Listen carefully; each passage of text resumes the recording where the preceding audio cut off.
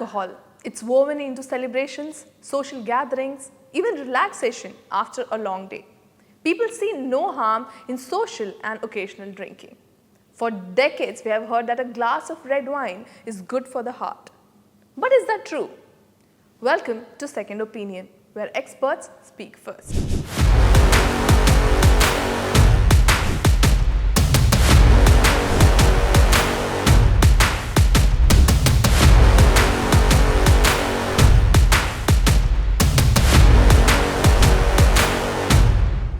Modern lifestyles have normalized social drinking, where occasional drinks like a peg of spirits, a cocktail, or a glass of wine a few times a month are widely accepted and even encouraged. Many people who follow this moderate or acceptable level of consumption of alcohol often cite studies or cultural traditions claiming that small amounts of alcohol, such as 1 drink per day for women or 2 for men, roughly 14 gram or 28 gram of pure alcohol, offers health benefits.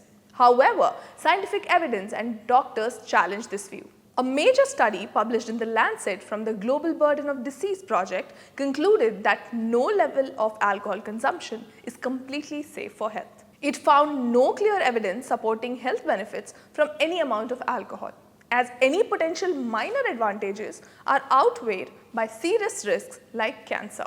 But you must have heard that moderate drinking protects the heart. Is that true? Let's hear it from the experts. Alcohol was traditionally never considered as a direct risk factor for heart disease. For example, in our cardiology textbooks, alcohol was never mentioned as a risk factor for cardiovascular disease. WHO over the years was advising moderate alcohol consumption, especially moderate consumption of red wine, as a beneficial factor for cardiovascular disease. So it said that moderate alcohol consumption may produce some beneficial cardiovascular effects in the body. But recent studies have shown the effect of alcohol consumption on cardiovascular disease is something different, something worrisome. So that's why WHO has removed its endorsement about alcohol consumption and cardiovascular disease. And now it has quoted in the website of WHO that there is no safe level of alcohol consumption for cardiovascular disease. Why is it so? Because excessive alcohol consumption can lead to low function of the heart, that's called cardiomyopathy. And binge drinking of alcohol can lead to high heart rate, irregular rhythms, it's called atrial fibrillation, which can lead to stagnation of blood in the heart and it can lead to stroke. Even otherwise, alcohol consumption, especially on a daily basis, can lead to excessive accumulation of calorie, which can lead to obesity, and this can lead to high blood pressure, and patient may develop stroke and even sudden cardiac death. So please understand, any level of alcohol consumption can lead to cardiovascular disease. Alcohol is classified as a Group 1 carcinogen by the International Agency for Research on Cancer, the same category as asbestos and tobacco in terms of cancer-causing potential. The World Health Organization has stated clearly that no amount of alcohol provides health benefits and every drop is harmful. It is linked to at least 7 types of cancer, including common ones like colorectal cancer and breast cancer in females, primarily due to ethanol and its toxic breakdown products in the body.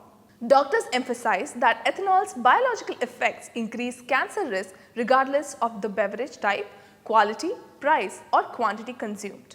The risk is especially elevated for people with existing health conditions such as comorbidity. So I think culturally and nowadays a lot of people drink on occasions, but these occasions like the parties have started becoming very regular. So the intake of alcohol has become very regular as part of normal lifestyle for a lot of people. Starting from the mouth, the throat, then the food pipe, then the stomach.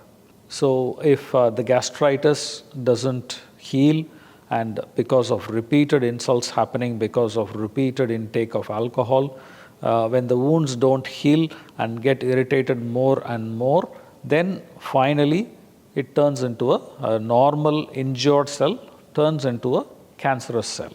And once it turns into cancer, then there is no way of stopping that cell from dividing, multiplying, forming a big tumor, spreading to other parts of the body.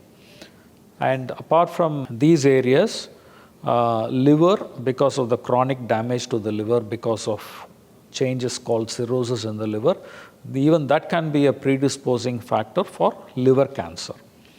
And not only this, because the alcohol metabolism that happens in the body, when the alcohol is digested and broken down, it releases something called acetaldehyde.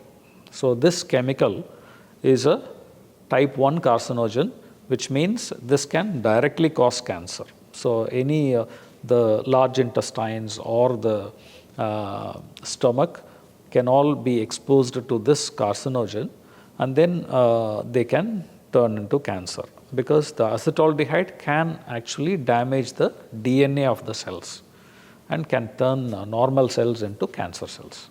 But particularly in women, what has been seen of late to be increasing is the breast cancer.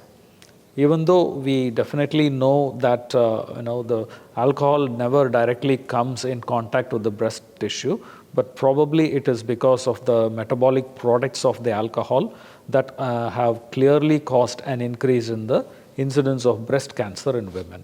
The one standard drink a day for women, about 14 grams of alcohol, or 2 for men, which is 28 grams, which was defined as moderate or low risk drinking, is not a safe benchmark.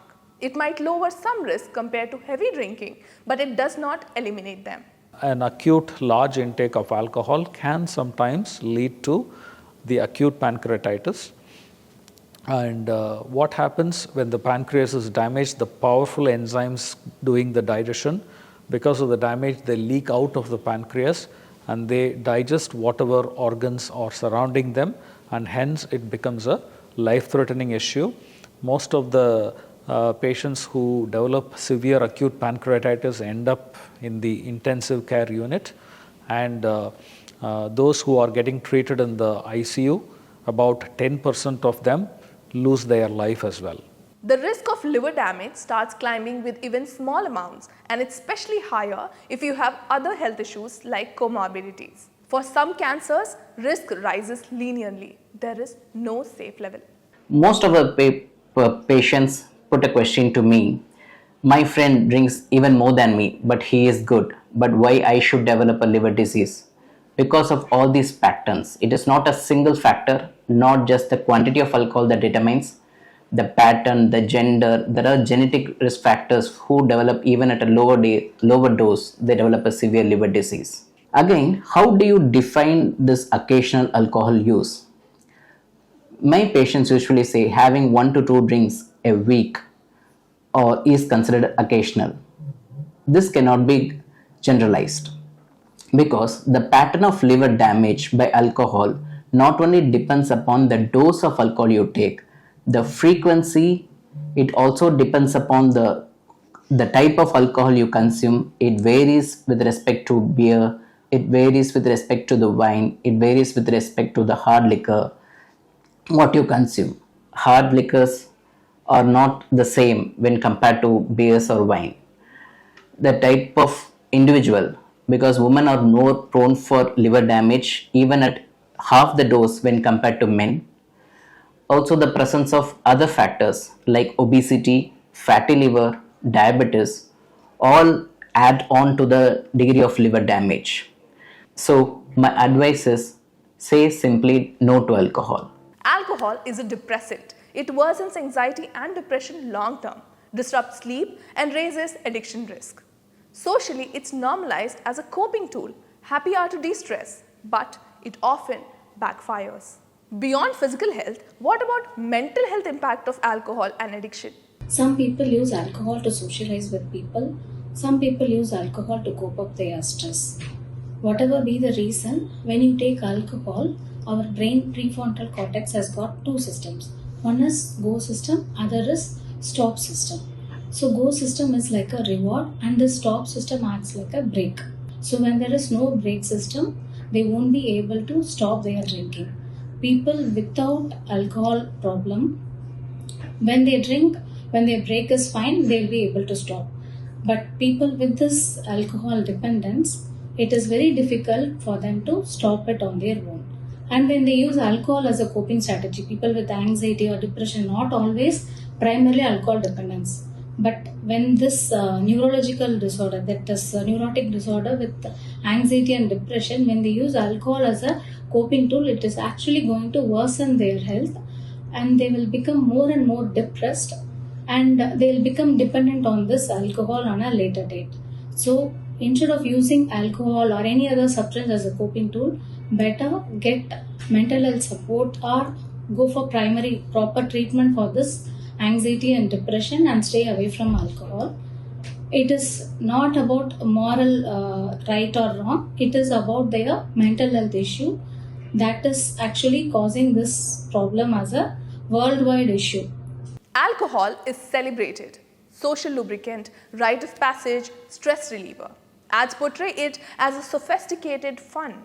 Responsible drinking messages focus on limits, not zero.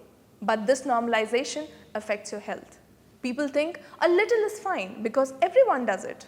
But you choose your health over every social and cultural norm. Alcohol consumption is injurious for your health, and that's a fact. That's all for this episode of Second Opinion.